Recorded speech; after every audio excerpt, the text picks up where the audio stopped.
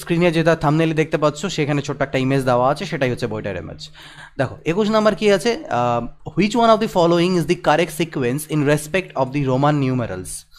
এই যে Roman numeral মানে CDLM, রোমান সংখ্যা আমরা লিখি যে রোমান সংখ্যা অনুযায়ী CDLM এটাকের ক্রমটা কি হবে এটা জানতে হবে। তাহলে সবার প্রথমে আমাদেরকে এখানে জানতে হবে CDLM এটার মানেটা কি, রোমান হরফে CDL আর M এটার মানে কত দাঁড়ায় সেটা আমাদের আগে জানতে হবে। তো সেটা আমরা দেখে নিই আগে। তো দেখো এখানে সি মানে অ্যাকচুয়ালি হচ্ছে কি, সি মানে হচ্ছে কিন্তু 100, ডি মানে হয়ে যায় আমাদের 500, এল মানে 50 হয়, আর এম মানে হয় 1000।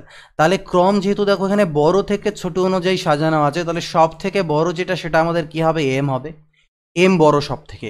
এম কার থেকে বড়, এম ডি এর থেকে বড়, ডি আবার সি এর থেকে বড়, সি হচ্ছে এল এর থেকে বড়, অর্থাৎ MDCL, অর্থাৎ সি নাম্বার অপশন এটা কারেক্ট আছে। তারপরে 22 নাম্বার যেটা বলছে if the numbers from 1 to 24 which are divisible by 2 are arranged in descending order which number will be at the 8th place from the bottom.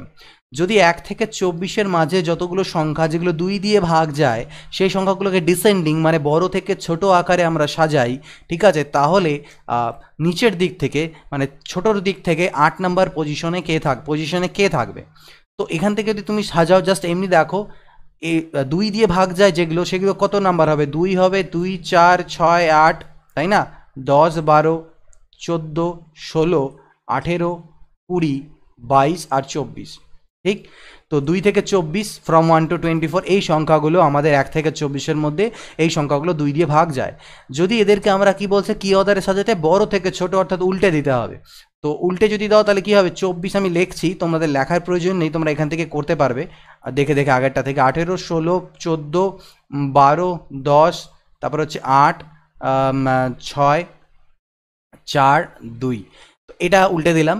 তাহলে বলছে নিচের দিক থেকে 8 নাম্বার পজিশনে, তাহলে 1, 2, 3, 4, 5, 6, 7, 8, তো 8 নাম্বার পজিশনে কে আসছে, 16 আসছে, এটা আমাদের অ্যান্সার। তো তোমরা ডিরেক্টলি যদি করতে যাও তাহলে কিচ্ছু না, তোমাকে গুণ করে দিতে হতো, এখানে 8কে 2 দিয়ে গুণ করে দিলে তুমি অ্যান্সার পেয়ে যেতে। যেহেতু 2 দিয়ে ডিভিজিবল হবে তাই 8 নাম্বার পজিশন, তার মানে ছোটোর থেকে স্টার্ট হচ্ছে, 2 থেকে স্টার্ট হচ্ছে, 8 2 মানে 16, দিস ইজ শর্টকাট, ঠিক আছে, শর্টকাটে এইভাবে তোমরা করতে পারো।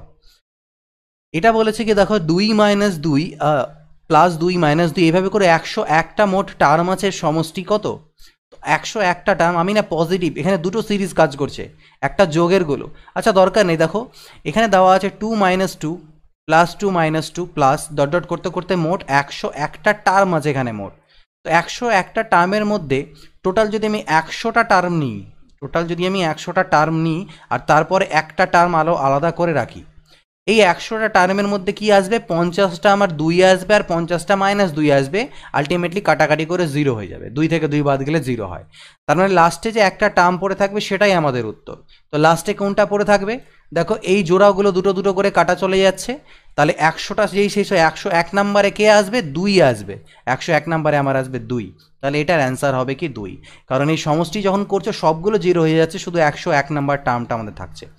তো তারপরে দেখো 98th term of the infinite series 1 2 3 4 1 2 3 4 1 2 dot dot dot dot is 98টা নম্বর সংখ্যার টার্মটা বের করতে বলেছে। 1 2 3 4 1 2 3 4, দাঁড়ান এই 1 2 3 4টাই বারবার আর কি রিপিট হচ্ছে, তাই না, করতে করতে 98 নাম্বার টার্মে কে আসবে।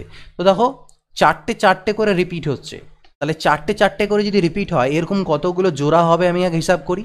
98কে 4 দিয়ে ভাগ দাও, তাহলে 4 2 8 হলো, 1 গেল, 4 4 16, ভাগশেষ থাকছে 2, অর্থাৎ মোট এটা 24টা এরকম 24টা জোড়া হবে, চারটে করে মোট 24টা পেয়ার হবে।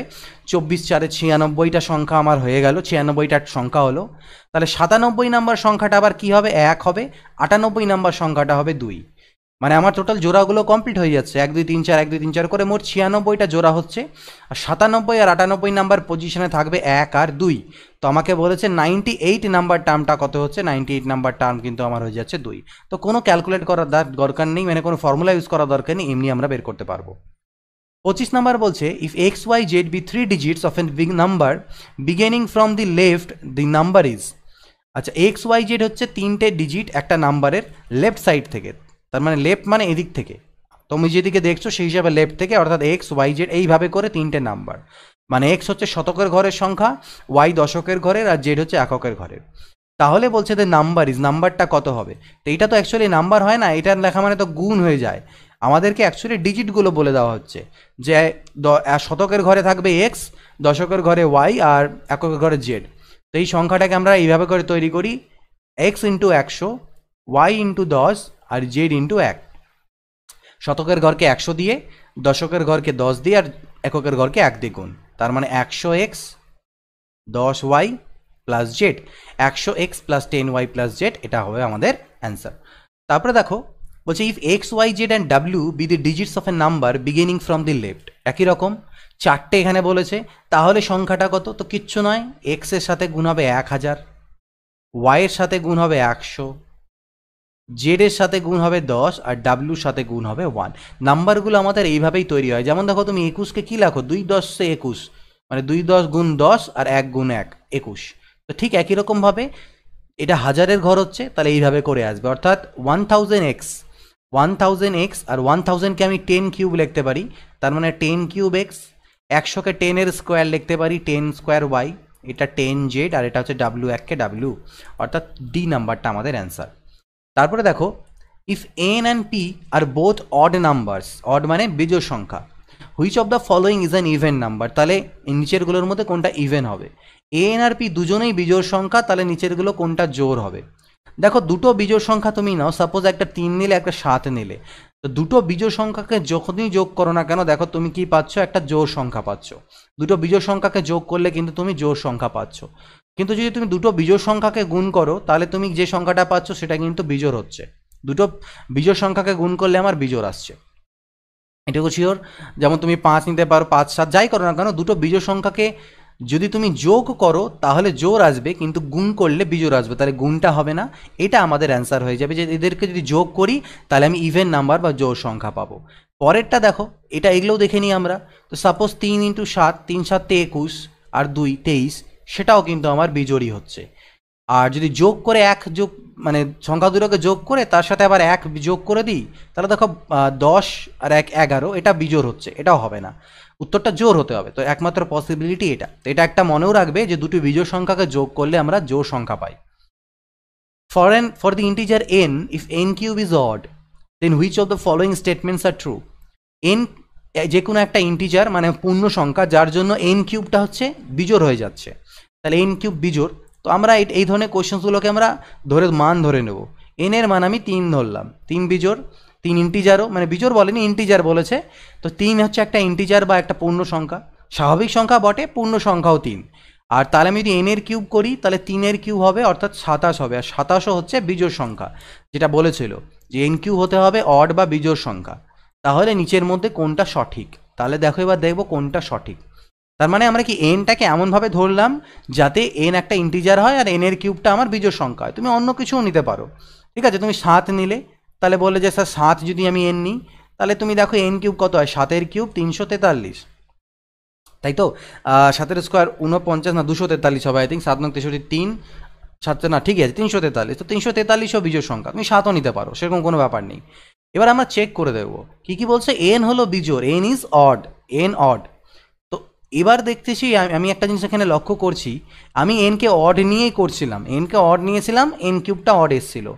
তো এরকম কি কোথাও আছে, এরকম কোনো এন কি আছে যে সাপোজ এরকম কোনো এন আছে যেটার কিউব করলে পরে আমার বিজোড় সংখ্যা আসবে কিন্তু এন ইভেন বা এন জোড়? সাপোজ করো তুমি 2 এর কিউব যদি করো তো 8 আসবে না, এটা তো 8 তো বিজোড় হচ্ছে না। তুমি 4 এর কিউব 64, যাই করো না কেন, দেখো 6 এর কিউব করো 6 6 36, 7 8 এর কিউব করো না কেন, কোনো রকমভাবে হয় না। অর্থাৎ এন বিজোড় হতে হবে, এন যদি বিজোড় হয় তাহলে এন কিউবটা বিজোড় হচ্ছে। 2 নম্বরটা বলছে এন স্কোয়ার বিজোড় হবে, এন স্কোয়ার বিজোড় হবে। দেখা যাক, এনকে যদি 3 নিই তাহলে এন স্কোয়ার কত হচ্ছে 9, হ্যাঁ এন স্কোয়ারটাও আমার বিজোড়ই হবে, এটাও আমার ট্রু, ঠিক আছে? আর বলছে এন স্কোয়ার হলো জোড়, না এন স্কোয়ার তো বিজোড় হলো, তো বিজোড় হলে জোড় তো হবে না, যে কোনো একটা ঠিক হতে পারে, এটা হবে না। তাহলে অনলি 1 and 2 আমাদের কিন্তু এখান থেকে ট্রু হলো।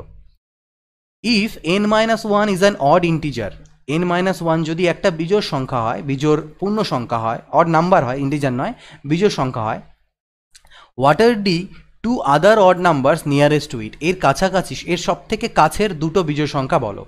তাহলে n মাইনাস ওয়ান হচ্ছে একটা বিজোড় সংখ্যা, তাহলে এর সব থেকে কাছের বিজোড় সংখ্যা কোনটা হবে? একটা এর পরেরটা আর একটা এর আগেরটা। এবার মনে রাখবে, সাপোজ তোমাকে একটা বিজোড় সংখ্যা দেওয়া আছে 3, তাহলে এর পরের বিজোড় সংখ্যাটা কিভাবে পাবে? এর সাথে 2 যোগ করে। আর আগের বিজোড় সংখ্যাটা কিভাবে পাবে? 2 মাইনাস করে। ঠিক আছে, একটা করে গ্যাপিং দিয়ে দিয়ে তো হয় না, বিজোড়ের পরে জোড় আসে, তাই বিজোড়ের পরে বিজোড় পেতে গেলে +2 আর আগেরটা পেতে গেলে -2। তো এখানেও তাই করব, পরের বিজোড়টা পেতে গেলে পরে এর সাথে আমাকে +2 করতে হবে আর এর সাথে -2 করতে হবে। তাহলে আগেরটা আমি পেলাম n-3 আর পরেরটা হয়ে গেল n+1, অর্থাৎ n-1 এর নিয়ারেস্ট বা সব থেকে কাছের দুটো বিজোড় সংখ্যা হচ্ছে n-3 আর n+1। আশা করি বোঝাতে পারছি আমি। যদি বুঝে থাকো তাহলে অবশ্যই কমেন্ট করে জানাবে যে হ্যাঁ স্যার আপনি পেরেছেন, আমরা বুঝতে পেরেছি। Which of the following is always odd? নিচেরগুলোর মধ্যে কোনটা সবসময় বিজোড়? নিম্নলিখিত কোনটি সবসময় বিজোড়? দুটি বিজোড় সংখ্যার যোগফল, মানে দুটি বিজোড় সংখ্যার যোগফল। আমি এখানে অ্যাকচুয়ালি ইংরেজি অপশনগুলো নিতে ভুলে গিয়েছিলাম, নেক্সট দিন থেকে দুটোরই অপশন থাকবে, ইংরেজি বাংলা দুটো অপশনগুলোই আমি নেব। দুটি বিজোড় সংখ্যার যোগফল মানে সাম অফ টু অড নাম্বারস। তাহলে দুটো অড নাম্বারের সমষ্টি, আমরা একটু আগে দেখলাম যে দুটো অড নাম্বারের সমষ্টি যদি করি সেটা আমাদের জোড় হয়ে যায়, সেটা আমাদের ইভেন চলে আসে, কিন্তু ওরা বলছে অড হতে হবে, তাহলে এটা আমাদের ট্রু নয়। দুটি বিজোড় সংখ্যার যোগফল, আচ্ছা একই জিনিস, বিয়োগফল করা আছে, এটা বিয়োগফল হবে। দুটি বিজোড় সংখ্যার বিয়োগফল, একটা বিজোড় সংখ্যা 7 নাও, আরেকটা 3 নাও, দেখো কত হচ্ছে 4। বাট এটা অলওয়েজ বলেছে, তাই আমরা আরও 2-3টে দিয়ে তোমরা চাইলে চেক করে দেখতে পারো। ঠিক আছে, তো সাপোজ নিলাম 11 নিলাম আর 11 নিলাম আর 9 নিলাম, তাহলে 11 - 9 মানে 2। দুটি বিজোড় সংখ্যার, তা বড় বড় নিয়ে দেখি, 27 নিই আর হচ্ছে গিয়ে 5 নিই, তাহলে 22। তো দেখো জোরই আসছে, দুটি বিজোড় সংখ্যার বিয়োগফল সবসময় কিন্তু আমাদের জোর আসছে। বাকিগুলো চেক করো, দুটি বিজোড় সংখ্যার গুণফল তো বিজোড়ই হবে, আমরা এটা জানি। ও এক মিনিট, সরি এটা হবে না, কারণ আমাদের এখানে বলেছে অড হতে হবে। আমাদের বলেছে which of the following is always odd, কিন্তু এটা ইভেন আসছে, এটা হবে না। দুটি বিজোড় সংখ্যার গুণফল, এটা আমাদের ফলো করবে, কারণ আমরা জানি দুটো বিজোড় সংখ্যাকে যদি গুণ করি আমাদের বিজোড় সংখ্যাই আসবে। দুটি আমাদের গুণ করলে আমাদের বিজোড় সংখ্যাই আসবে, তাহলে আমাদের অ্যান্সার হচ্ছে C number. If x is an odd integer then which of the following is true? X যদি একটা অড ইন্টিজার হয়, অড মানে বিজোড় সংখ্যা হয়, তাহলে নিচের মধ্যে কোনটা সত্য হবে? তাহলে এক্স যদি বিজোড় হয়, তো যে কোনো একটা এক্সাম্পল দিয়ে, উদাহরণ দিয়ে করো, এক্সের মান 3 নিয়ে নাও। তাহলে নিচেরগুলো দেখো, এ নাম্বার অপশনটা আমি চেক করি, 3 × 5 = 15, 15 থেকে 2 গেলে হচ্ছে 13। বি নাম্বার চেক করি, 3 × 2 = 9, 9 × 5 = 45 আর 2 হচ্ছে 47। 3 × 2 = 9, 9 × 5 = 45 আর 3 হলো 48। আর ডি নাম্বার কোনোটি নয়। তো আমাদের বলছিল এটা হবে জোড়, কিন্তু এটা আসলে বিজোড়, তাহলে ভুল হবে না। এটা আমাদের বিজোড় বলছে, হ্যাঁ এটা ঠিক আছে, আর এটা বিজোড় বলছে বাট এটা জোড় এসছে, এটা হবে না। তাহলে অপশন কোনটা আমাদের ট্রু হচ্ছে? এটা আমাদের সঠিক হচ্ছে, বি নাম্বারটা। If a and b are two number such that a b is equal to 0, then a R b দুটো এমন সংখ্যা যে এ আর বিকে গুণ করে 0 পাই। তো এ আর বিকে গুণ করে 0 পেলে দুটোর মধ্যে অ্যাটলিস্ট একটাকে তো 0 হতেই হবে, হয় এ ইজ ইকুয়াল টু 0 হবে, নয়তো বি ইজ ইকুয়াল টু 0 হবে, বা হতে পারে যে এ এবং বি দুজনেই 0, এটা হতে পারে। তাহলে আমাদের কি হতে পারে এখান থেকে? যদি এ ইন্টু বি 0 হয়, তাহলে এ ইজ ইকুয়াল টু 0 হবে, অথবা বি 0 হবে, অথবা উভয় 0 হবে। ক্লিয়ার? নেক্সট দেখো, ABCD are numbers in increasing order and DBE are numbers in decreasing order. Then which one of the following sequences need neither be in a decreasing nor in an increasing order? ABCD হচ্ছে ছোট থেকে বড় আকারে সাজানো আছে, ABCD কে ছোট থেকে বড় আকারে সাজানো আছে। ABCD ছোট থেকে, মানে A হচ্ছে সব থেকে ছোট, তারপরে B, তারপরে C, তারপরে D সব থেকে বড়। আবার বলছে DB are numbers decreasing order, DB decreasing মানে বড় থেকে ছোট আছে, ডি বড় বি এর থেকে, বি বড় ই এর থেকে। তাহলে এটাকে যদি আমি কম্বাইন করি, এই দুটোকে আমি জোড়া লাগিয়ে দিই, এই দুটোকে যদি আমি জোড়া লাগাই, দেখো ডি বি এর থেকে বড়, ঠিক আছে, ডি কিন্তু বি এর থেকে বড়, বি আবার এখানে আমি দেখলাম ডি বি এর থেকে বড়, ডি আবার ই এর থেকে, আবার বি হচ্ছে ই এর থেকে বড়, বি ই এর থেকে বড়। তার মানে এইটুকু আমি দেখতে পাচ্ছি যে ডি বি এর থেকে বড়, ঠিক আছে মিলে গেল, ডি বি এর থেকে বড়, ডি আবার ই এর থেকে বড়, কিন্তু ই আর এর মধ্যে সম্পর্কটা দেয়নি, তাই আমি জানি না এদের মধ্যে সম্পর্কটা কি আছে, বাট আমি এইভাবে রাখলাম। এবার আমাকে বলছে যে এই সংখ্যাগুলিকে পরপর হ্রাস পাওয়া সারি, আচ্ছা, then which one of the following sequences need neither be in a decreasing nor in an increasing order? এই সিকোয়েন্সগুলোর মধ্যে কোনটাকে আমরা সাজাতে পারবো না, ঠিক আছে, কোনো সাজিতে সাজানো যাবে না।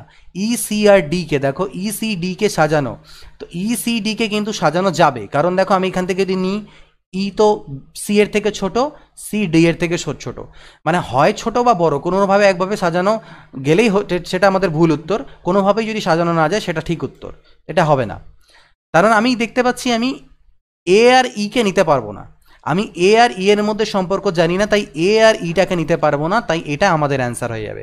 বাদ বাকিগুলোকে তোমরা কিন্তু কোনো না কোনোভাবে সাজাতে পারবে, কিন্তু যখনই এখানকার বাড়ি আসবে তুমি এ আর ই এর মধ্যে সম্পর্ক জানো না যে তারা ছোট বড় কে, তাই এটাকে তুমি সাজাতে পারবে না। তারপর দেখো m n o p and q are integers, then m into n plus o into p minus q must be even when which of the following is even।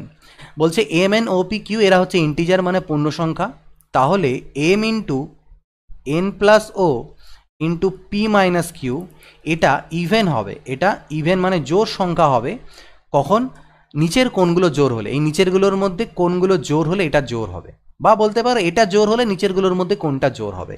তো এখান থেকে এটা গোটাটার মান আমাকে জোর বলেছে, তো আমি দেখতে পাচ্ছি এই দুটো, এটা জোর কখন আসবে, যখন এগুলোকে গুনটুন করে আমার জোর আসছে। এবার তিনটে সংখ্যা আছে, তাই না, তিনটে সংখ্যা।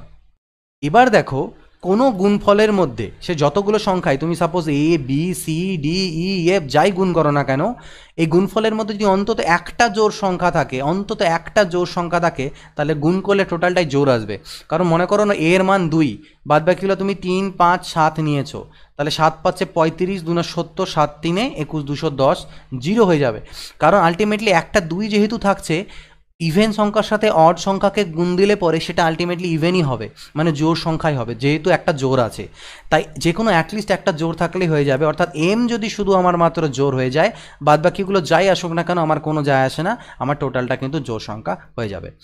তো দেখো পরেরটা আমরা দেখি, বলছে if n is a negative number, n যদি একটা নেগেটিভ নাম্বার বা ঋণাত্মক সংখ্যা হয়, then which of the following is the least, তাহলে নিচের মধ্যে কোনটা সব থেকে ছোট। N a negative number, n negative number মানে অলরেডি মাইনাস, তাহলে আমি যে কোনো একটা সংখ্যা নিয়ে নিই, এন নেগেটিভ, আমি -3 নিলাম, এন এর মান নেগেটিভ সংখ্যা -3, তাহলে এইগুলো দেখো বলছে যদি এন নেগেটিভ সংখ্যা হয় তাহলে এই নিচেরগুলোর মধ্যে কোনটা সব থেকে ছোট, তো জিরো তো ছোট হবে না, কারণ অলরেডি এন একটা নেগেটিভ বলেছে। কোনটি ক্ষুদ্রতম, কারণ এন এর মানটা অলরেডি জিরোর থেকে ছোট, তাহলে জিরো আমরা নিতে পারি না। -n যদি করো তাহলে মাইনাস এখানে, আর এন এর মান অলরেডি মাইনাস আছে, তাহলে +3 হয়ে যাবে, এটা তো বড় হয়ে গেল, পজিটিভ হয়ে গেল। তাহলে এখানটায় যদি দেখি তাহলে -3 × 2 মানে -6, আর স্কোয়ার যখনই করবে নেগেটিভ সংখ্যার স্কোয়ার করলে সেটা পজিটিভ হয়ে যায়, তাহলে এই তিনটে কিন্তু বড় হয়ে যাচ্ছে, এগুলো জিরোর থেকে বড়, ঠিক আছে, তাহলে এগুলো বড় সংখ্যা, তাহলে সব থেকে ছোট কোনটা হচ্ছে, সেক্ষেত্রে সব থেকে ছোট আমার -6 আসছে, অর্থাৎ 2n হয়ে যাবে সব থেকে ছোট। n যদি নেগেটিভ হয় তাহলে এই চারটে অপশনের মধ্যে 2nটা সব থেকে ছোট। ইফ x - y = 8, then which of the following must be true, x - y যদি 8 হয় নিচের মধ্যে কোনটা সঠিক হবে। এখানে অপশনগুলো যেহেতু ভুল করে বাংলায় নিয়েছি, ইংরেজিগুলো নেওয়া হয়নি, আমি বলে দিচ্ছি তোমাদেরকে। x - y এর মান 8, বলছে x আর y উভয়ে ধনাত্মক, তো এরকম কি কোনো ম্যান্ডেটরি আছে যে x আর y দুজনকেই ধনাত্মক সংখ্যা হতে হবে, একটা ঋণাত্মক একটা ধনাত্মক না হলে হবে না সেটা বলছে। তো দেখে নিই আমরা, ধনাত্মক মানে পজিটিভ নাম্বার হতে হবে দুটোকেই, তো সাপোজ করে নাও দুটোকেই পজিটিভ হতে হবে বলছে ওরা, তো আমি যদি এখানে পজিটিভ দুটোকে হতে হবে এরকম তো কোনো ব্যাপার নেই। সাপোজ তুমি বলতে পারো যে স্যার এক্সকে পজিটিভ 9 নিলাম, ওয়াইকে স্যার পজিটিভ নিলাম 1, তাহলেই আমার 8 আসছে। তো কিন্তু আমরা চেক করে দেখি যে এরকম কোনো পসিবিলিটি আছে কি না যেখানে একটা নাম্বারকে আমরা মাইনাসে নেবো আর একটাকে প্লাসে নেবো, তাও 8 আসবে। তো সেক্ষেত্রে দেখো এক্সকে যদি আমি 7 নিই আর ওয়াইকে যদি আমি -1 বলি, তাহলে আলটিমেটলি 7 - -1 অর্থাৎ 7 + 1 8, তাও আসছে।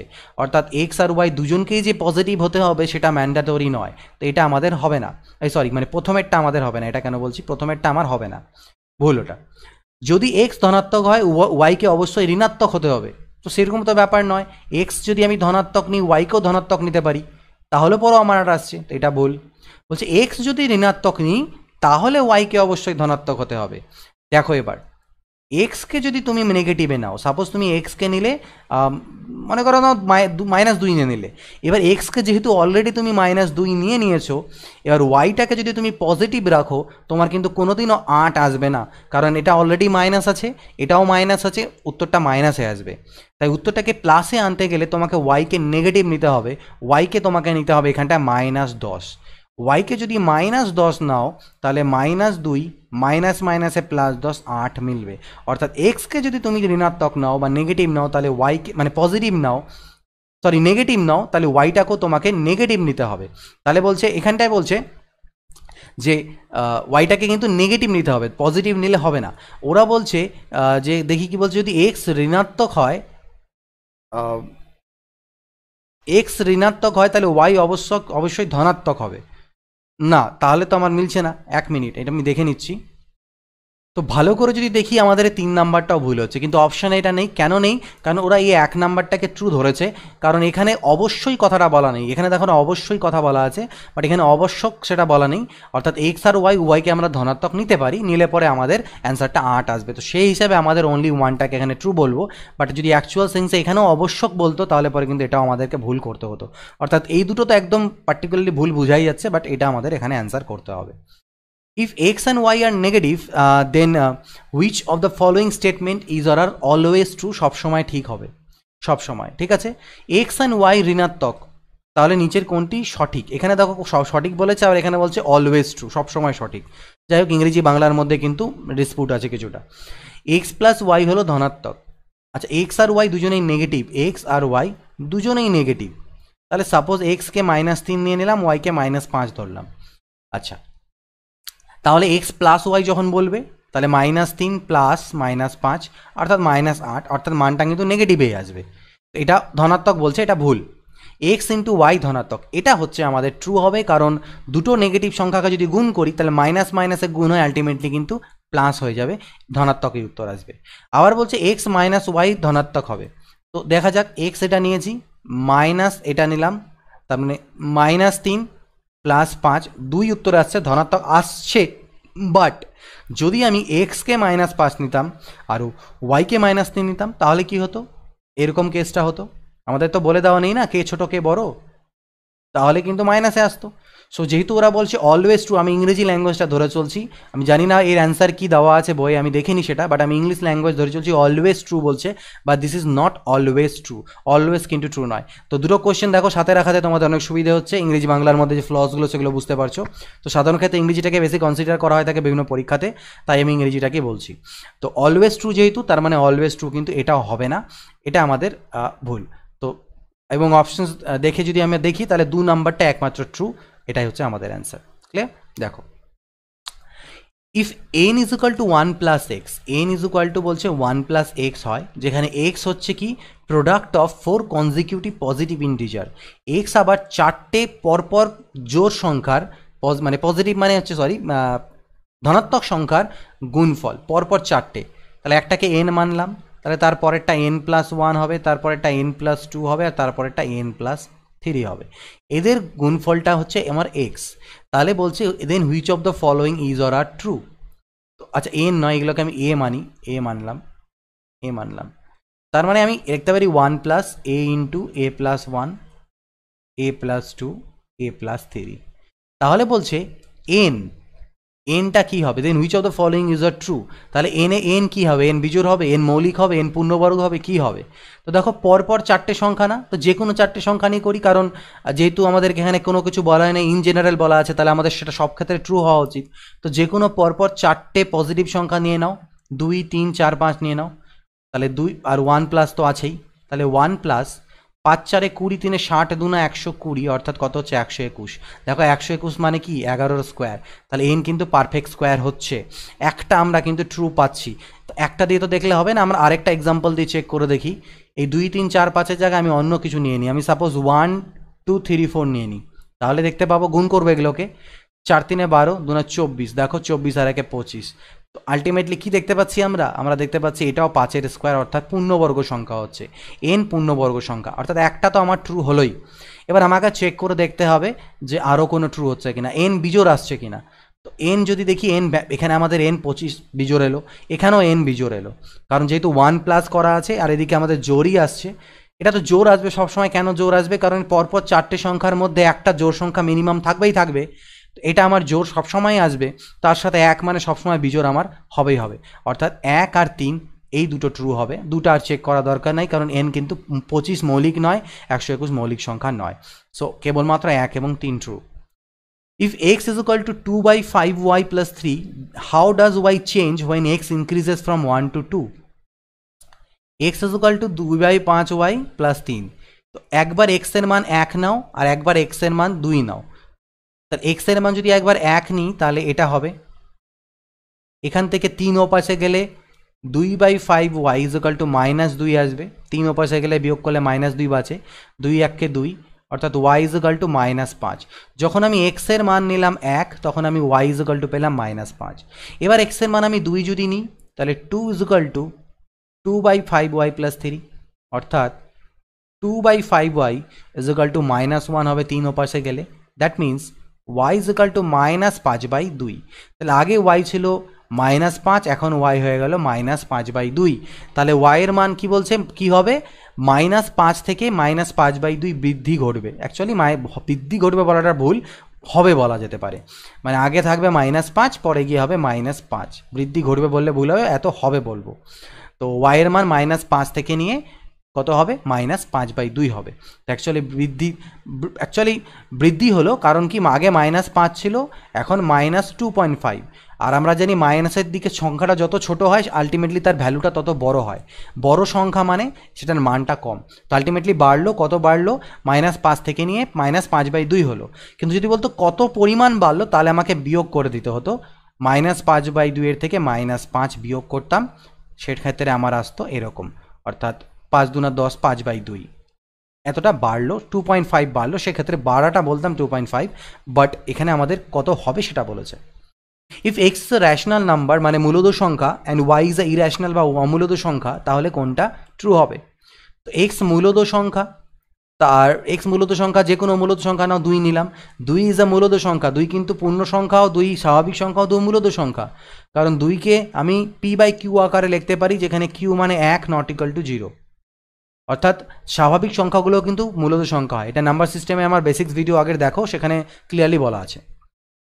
তাহলে আমি পেলাম, আমি ধরে নিলাম মূলদ সংখ্যা, আর ওয়াই একটা অমূলদ সংখ্যা, মানে ধরে নাও √2 অমূলদ। তাহলে বলছে এক্স প্লাস ওয়াই মানে কি 2 প্লাস √2, এটাও আমার অমূলদ হয়ে যাবে, ইর্যাশনাল হয়ে যাবে। এক্স ইন্টু ওয়াই মানে 2√2, এটাও আমার কিন্তু অমূলদই হচ্ছে, ঠিক? তাহলে এটা আমার কিন্তু এখান থেকে মূলদ বলছে ওরা, কিন্তু মূলদ হবে না, এই দুটোই আমাদের অমূলদ সংখ্যা হবে। এবার এগুলো তার দেখার দরকার নেই, কারণ মানে এখানে বলছে একটা মূলদ একটা অমূলদ, কিন্তু দেখো তুমি সাপোজ যদি তুমি দুটো, একটা মূলদ সংখ্যা নাও আর একটা অমূলদ সংখ্যা নাও, তাদের যোগ করলে সেটা অমূলদই হয়, আর যদি তাদের গুণ করো তাহলে পরও সেটা অমূলদই থাকবে, ঠিক আছে? তো এটা হচ্ছে কনসেপ্ট, এখানে মধ্যাকথা কনসেপ্ট, এটা মনে রাখবে, দুটি মূলদ সংখ্যার যোগফল একটি মূলদ এবং একটি অমূলদ সংখ্যার যোগফল অমূলদ বা ইর্যাশনাল হয়, একটা র্যাশনাল একটা ইর্যাশনাল সংখ্যার গুণফলও ইর্যাশনাল হয়। তো এটা আমাদের অ্যান্সার বি।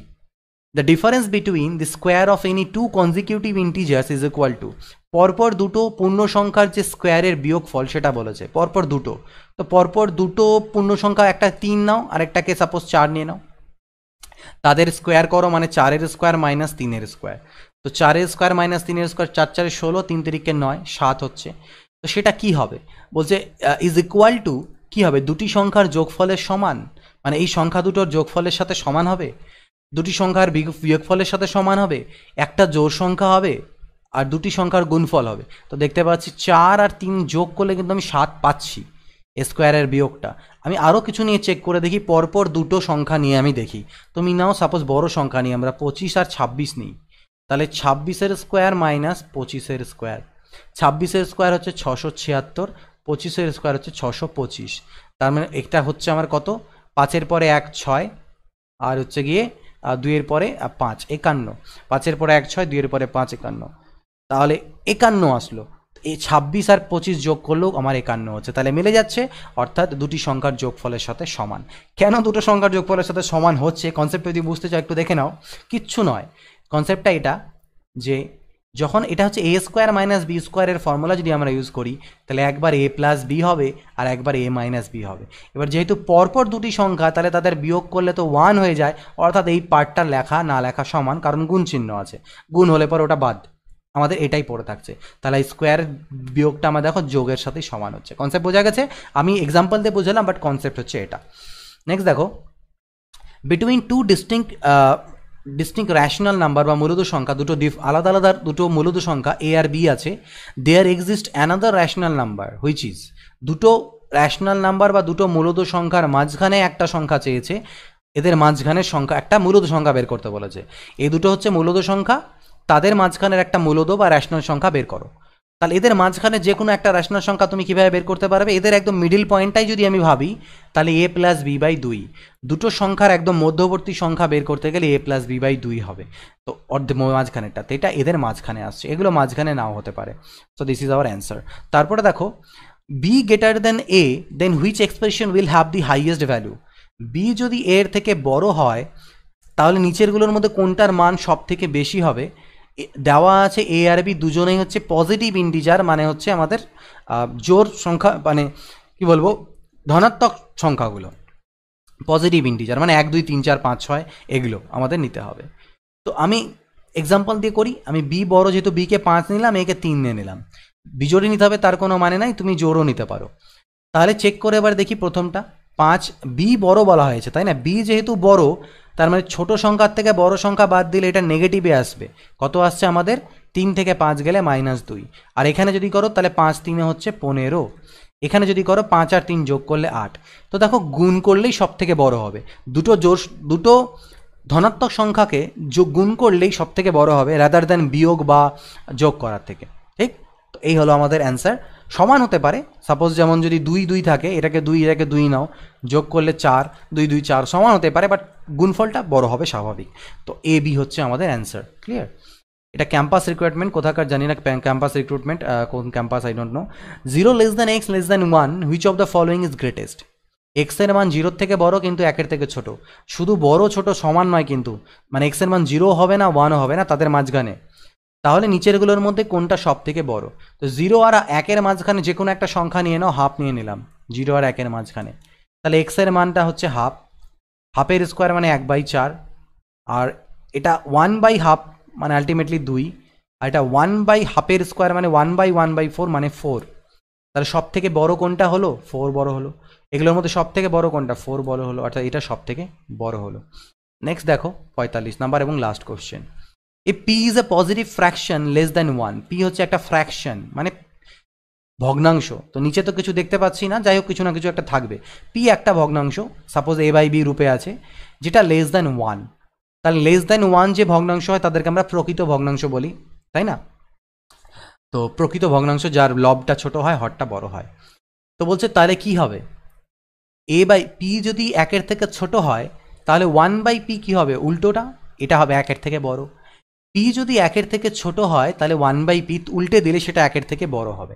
মনে করে নাও p তুমি নিয়েছিলে 2/3, 1-এর থেকে ছোট, 2কে 3 দিয়ে ভাগ দিলে 1-এর থেকে কম আসবে, তাহলে 1/p 3/2, যেটা 1.5 হচ্ছে, অর্থাৎ 1-এর থেকে বড় হয়ে যাচ্ছে, 1-এর থেকে বড় হচ্ছে। তাহলে 1/p যখন করবে সেটা 1-এর থেকে কি হবে? বড় হবে। বাট এখানে দেখো ওটা অপশন নেই, তাই ছোট তো হবেই না, বলছি 1/p ধনাত্মক ভগ্নাংশ হবে। অবভিয়াসলি p যদি ধনাত্মক ভগ্নাংশ হয়, p বলছে 1-এর থেকে ছোট এবং ধনাত্মক ভগ্নাংশ, তো p যদি ধনাত্মক হয় মানে পজিটিভ ফ্র্যাকশন হয়, তাহলে 1/p ও পজিটিভ হবে। অবভিয়াসলি স্বাভাবিক, খুব ইজি, 1/p ধনাত্মক ভগ্নাংশ হবে। সি নাম্বারটা দেখো, p স্কোয়ার হলো p এর থেকে ছোট বলছে, p স্কোয়ার p এর থেকে ছোট হবে। দেখা যাক, p মানে যদি আমি 2/3 নিই, বা সাপোজ p মানে আমি হাফ নিলাম, ভগ্নাংশই তো এটাও, তাহলে p স্কোয়ার যদি করি তাহলে 1/4। এবার তুমি বলো 1/2 বড় না 1/4 বড়? 1/2 বড়, কারণ 1কে আমি এখানে 2 দিয়ে ভাগ দিচ্ছি, এখানে 1কে 4 দিয়ে ভাগ দিচ্ছি, তো এটা ছোট হয়ে যাবে। তার মানে p স্কোয়ার ছোট হবে p এর থেকে, p স্কোয়ার হবে p এর থেকে ছোট, অর্থাৎ a ট্রু হলো, b ট্রু হলো আর c ট্রু হলো আমাদের। আচ্ছা, এখানে আমাদের দেখো অপশনে তো তেমন ডি এবং সি উভয় সঠিক বলছে, আই ডোন্ট নো। p 1-এর থেকে ছোট ধনাত্মক ভগ্নাংশ হলে 1/p একটি ধনাত্মক ভগ্নাংশ, এটাও ট্রু হবে। বিও ট্রু হচ্ছে এবং পি স্কোয়ার হলো পি এর থেকে ছোট, এটাও ট্রু হচ্ছে, দুটোই আমাদের এখানে ট্রু হচ্ছে। আচ্ছা, আর একটা কী দেওয়া আছে, এ বি সি ডি নাম্বার, দেখি ডি নাম্বার কী বলছে। 2/p মাইনাস পি, তাহলে 2/p, তো পি নিয়েছিলাম আমি হাফ, মাইনাস পি মানে হচ্ছে হাফ, তো হাফটা উপরে গেলে 4 হবে, 4 মাইনাস হাফ অর্থাৎ 7/2 হবে। এটা ধনাত্মক সংখ্যা, অর্থাৎ ডিও ট্রু হচ্ছে। তো এখানে দেখো ডি সি বি কিন্তু তিনটাই ট্রু হচ্ছে। আমি বিটা ওরা কেন জানি না, হয়তো ওরা ই উত্তর করবে এখানে, বাট এখানে কিন্তু একটু আমার ফ্ল মনে হচ্ছে এই কোশ্চেনটাতে, তোমরা এটা চেক করে নেবে যে এখানে আমার হিসাবে বি সি ডি তিনটেই ট্রু হয়, অর্থাৎ বি সি ডি, এখানে বি সি ডি তিনটেই উভয় সঠিক হওয়া উচিত। কারণ বি হচ্ছে 1/p ধনাত্মক ভগ্নাংশ হবে, এটা ধনাত্মকই লেখা আছে, আই থিঙ্ক ঋণাত্মক তো হয়তো বা নেই, চেক করে নেও। তো পি যদি ধনাত্মক হয় 1/p ধনাত্মকই হবে, ঋণাত্মক কেন হতে যাবে? তো এই গেল অ্যান্সার, তিনটে ট্রু। তো দেখো এটা কোশ্চেনটা অ্যান্সার হয়তো বা ভুল আছে বলে আমার মনে হয়, তোমার মিলিয়ে নিও অল্প। তো এই 45টা কোশ্চেন আমাদের হয়ে গেল, 20 এবং 25, এইভাবে ধীরে ধীরে করাবো। মোটামুটি 40 মিনিটের কাছাকাছি, 35-40 মিনিটের কাছাকাছি ভিডিওগুলো থাকবে, খুব লেন্দি করবো না, যাতে তোমাদেরও পড়তে সুবিধা এবং আমারও বানাতে, রেকর্ড করে আপলোড করতে সুবিধা। এইভাবে করে চলতে থাকবে, ইট উইল টেক টাইম, ঠিক আছে। বড় একটা বই আছে, যেহেতু দুটো বাইলিঙ্গুয়াল করাচ্ছি, টেক টাইম বা ধৈর্য সহকারে করো। এখনও লকডাউন আছে, 1-2 মাস টাইম, তো এখন এমনিও আছে 2-3 মাসের আগে, তো খুব কম পরীক্ষাগুলোই হবে, এইটুকু ধরে নেওয়া যায়। তো এই টাইমের মধ্যে তোমাদের অনেকটাই কমপ্লিট হয়ে যাবে। বিশেষ করে আমাদের স্টেট এক্সামগুলোতে অ্যারিথমেটিক পোর্শন আছে, অ্যারিথমেটিকের অনেকটা পার্টি হয়ে যাবে যারা এই বইটাকে ফলো করা শুরু করছে, বিশেষ করে যারা প্রথম থেকে, এবং যারা অলরেডি অনেকদিন ধরে পরীক্ষা প্রিপারেশন করছে এবং ডাব্লিউবিসিএস প্রিলিমস কোয়ালিফাই করবে বলে মনে হয়, তাদের জন্য দেখো ডাব্লিউবিসিএস মেইনসের একটা মক টেস্ট আমি নিয়েছিলাম স্মার্ট র্যাঙ্কার্স অ্যাপ সাথে টাই আপ করে, ডেসক্রিপশনে লিঙ্ক দেওয়া আছে, সেখান থেকে সেই অ্যাপটাকে ডাউনলোড করতে পারো। সেখানে আমার এই একটা মক টেস্টের কোর্স বলতে পারো, সেটা দেওয়া আছে অলরেডি, সব ভিডিও এবং মক টেস্ট সব কিছু সলিউশন উইথ ভিডিও সলিউশন দেওয়া আছে। যারা জয়েন করোনি এখনও জয়েন করো, এবং ইন ফিউচার আরও কিছু তোমাদের জন্য আসবে, ফুল মক টেস্টও আসবে 1-2 দিনের মধ্যেই তোমাদের জন্য। সেখানটাতে পেপার 3, পেপার 4, পেপার 5 এবং পেপার 6 মেলে, এবং খুব শীঘ্রই আমি রেলওয়েরও মক টেস্ট তোমাদের জন্য প্ল্যান করছি, রেলওয়ে গ্রুপ ডি এর মক টেস্টের প্ল্যান করছি কিছু, শুধুমাত্র ম্যাথ পোর্শনের উপরে 20-25টা সেট তোমাদের জন্য সেখানে দেওয়ার। তো অ্যাপটাকে ডাউনলোড করে নাও ডেসক্রিপশনের লিঙ্ক থেকে, এবং যদি এখনও টেলিগ্রাম চ্যানেলকে জয়েন না করে থাকো স্মার্ট ম্যাথসে জয়েন করে নিও, এবং সাবস্ক্রাইব না করে থাকলে চ্যানেলকে সাবস্ক্রাইব অবশ্যই করবে। ভিডিওটা ভালো লাগলে একটা লাইক করতে ভুলবে না, বাকিদের সাথে শেয়ার করো। পরে ভিডিওতে দেখা হবে, till then good bye, take care and always keep practising.